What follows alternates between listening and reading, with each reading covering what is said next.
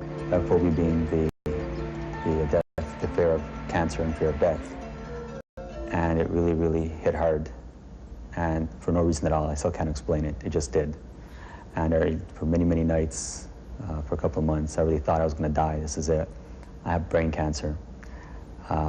Because one of my friends died of it at about the age of 30 or so.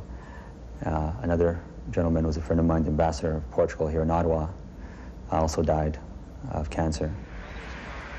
At the same time, I had a lot of stress on me because of my schoolwork and because of an organization I was involved with in terms of fundraising.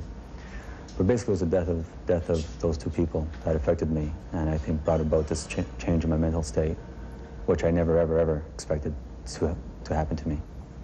I was, a person that was I'm very, very afraid to speak in public. I have a lot of ideas and a lot of opinions, and it's not that I think badly of myself, it's that I just couldn't express it. I would freeze and feel like I can't get the words out. I'd go to bed, say 2 in the morning, wake up at 3 or 4 in the morning, and I'd say, oh my God, I've got brain cancer, I've got a headache, and all of a sudden I'd break out into a cold sweat. I had other fears, like fear of the dark or fear of being alone.